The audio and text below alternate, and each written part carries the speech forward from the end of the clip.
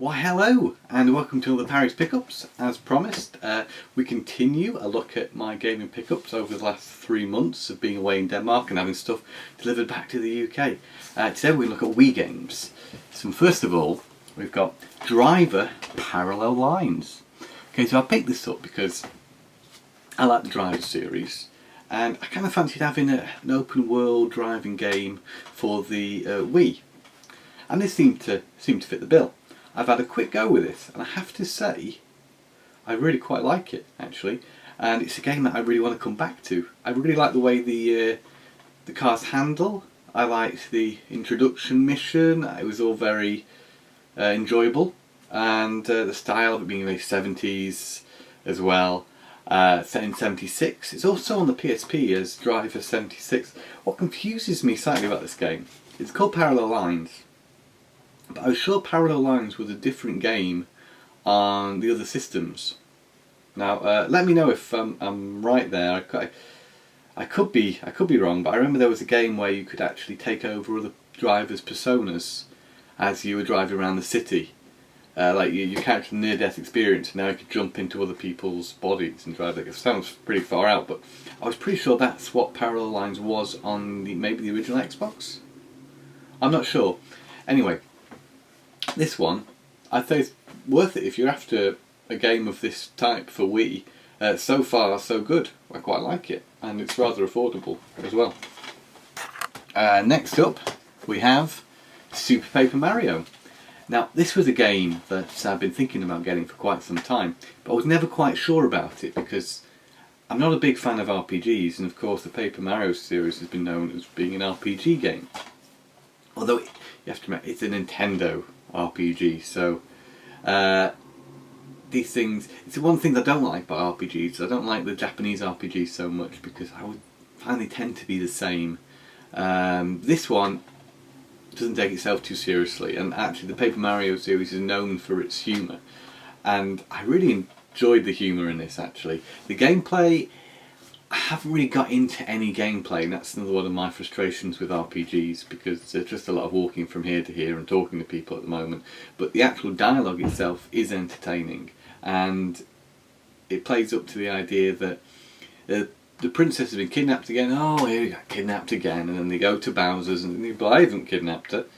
And I really enjoy the dialogue between the Mario brothers themselves because Mario and Luigi called each other bro, which I thought was quite fun. So this game, I'm glad I finally got around to picking it up. It's rather good.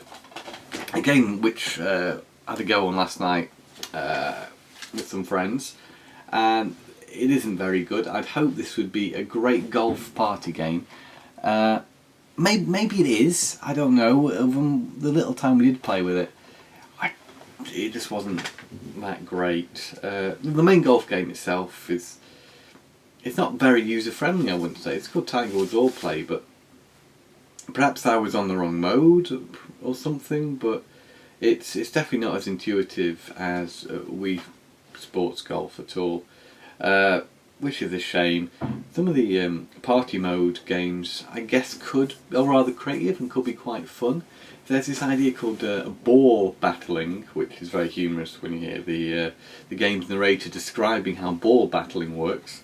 And ball battling is basically when you hit a ball in any of the mini games, another player has the opportunity to influence the direction of the ball by a mini game, which they trigger by pressing the A and B buttons when you hit the ball. And in that mode, the players can have a little cursor on screen, which is the Wii remote pointing at the screen, and you can kind of influence the direction of the ball by brushing it either left or right or up and down or whatever. So yes, ball battling, an intriguing concept. There's also ball juggling for those interested, which is I can maybe show you on the back here. Here's a screenshot of one of the mini games, and this is basically you move the Wii remote. The Wii remote is a club on screen, and you can keep the ball up as long as you can, and more balls will drop. It's very ball centric. The shame is the game itself is little balls, so it's a very affordable game to pick up. Do I recommend it? I'd probably say to stick with Wii Sports Golf, to be honest.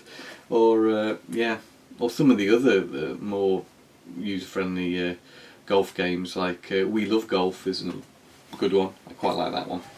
So maybe leave that one on the shelf. The next game I picked up is something I haven't had a chance to play yet. This is Silent Hill: Shattered Memories. This is, as far as I know, a remake of the original Silent Hill, and it received a lot of positive praise when it was released.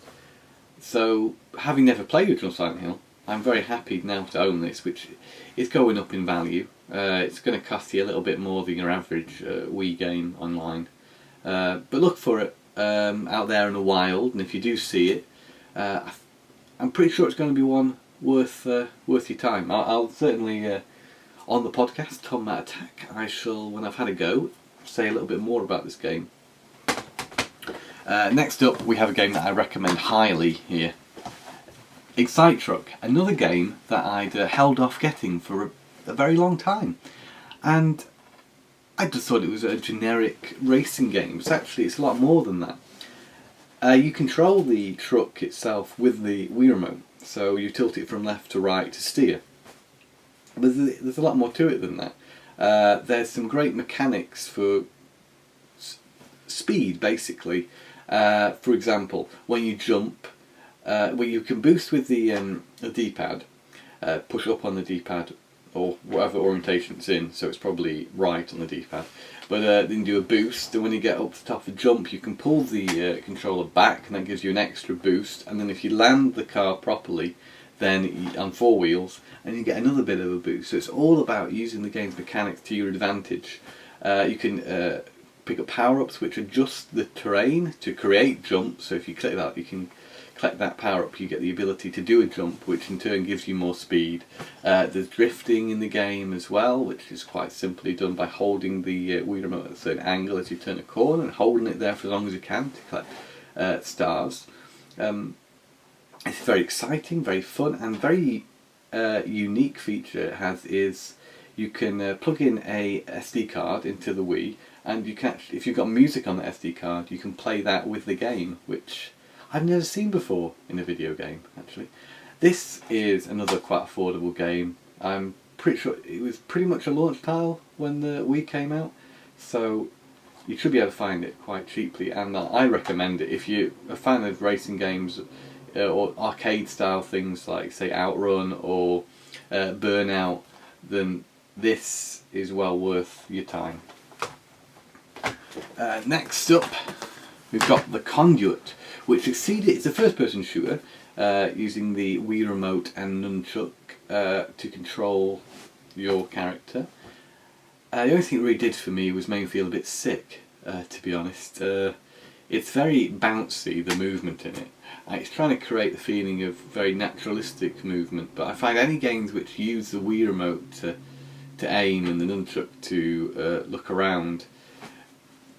Actually, I think Metroid Prime Echoes, is it?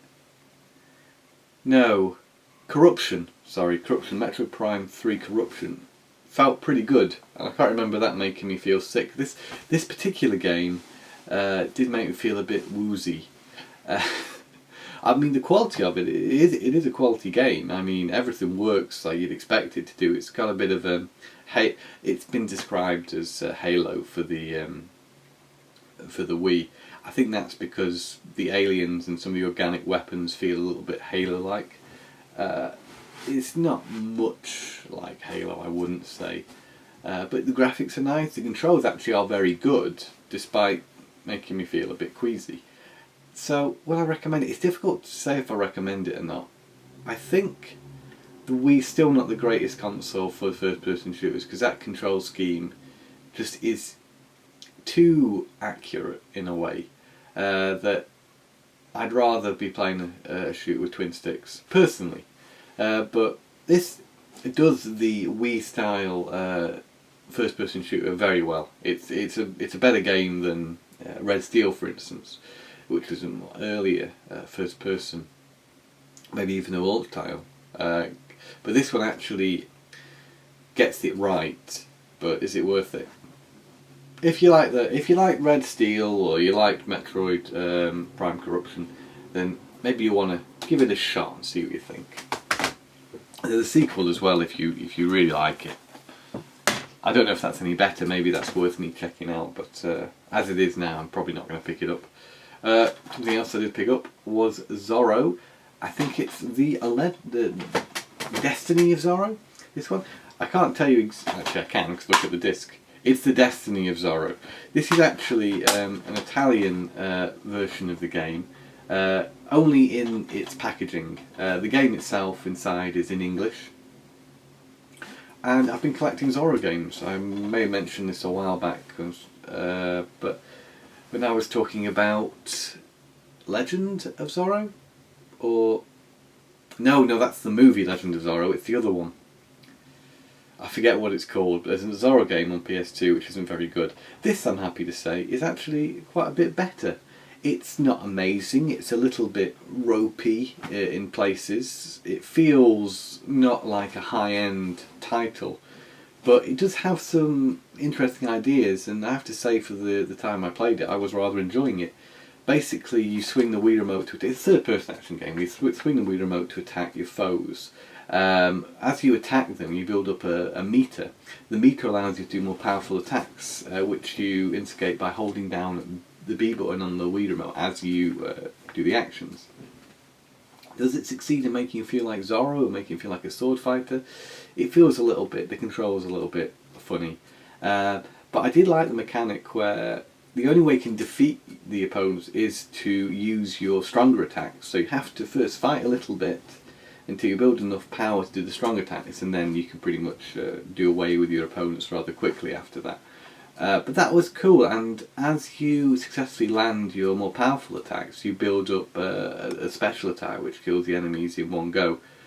And that is done by making the sign of Z or Z on your screen by doing the movement with the Wii Remote, which I thought was pretty cool and very appropriate for a Zorro game. Zorro also has a whip, and he'll need to whip certain levers and boxes in order to find objects and open doors and such. You can also use a whip to hold back opponents, because sometimes you'll find yourself surrounded by a bunch of enemies and you'll need to hold a few at bay while you work on one of the other enemies. So actually it all kind of comes together in quite a nice little package, and if you can find this game cheap enough, I really recommend it. I don't think it was released in the UK. I think it was released in certain parts of Europe. This actually I see on the back now, it's French language on the back. That's right, so sorry, I've got my languages a bit wrong. I think this is, I can't work out if it's French or Italian. Maybe those of you who speak either of those languages know what that is, but it does say quite clearly on the back French. But don't worry if you don't speak French or Italian or whatever language this is in, the box at least, because the in-game is in multiple languages, in English, German, French, Spanish and Italian, and it's in English as standard. So it's also available in the US too, but if you've got a PAL Wii then you'll want this version. If you like Zorro, I think you could do far worse, obviously, because there are worse Zorro games. Mask of Zorro on the Game Boy Color, and I think it's Shadow of Zorro on the PS2, which aren't so good. This may be the best Zorro game, but that's not saying much, I'm afraid. Anyway, worth a shot if you like Zorro. And that's the Wii games. I'm trying to keep these short but sweet, I hope. And we'll come back with the promised... I don't know if I mentioned it last time, but I've picked up a few PS1 light gun games and was playing them, a few of them last night, and I'll tell you, we were having a rather good time with them, so I look forward to sharing my findings of that evening of light gun gaming with you guys. And thanks a lot for listening, and I'll catch you next time. Bye bye for now, and game on.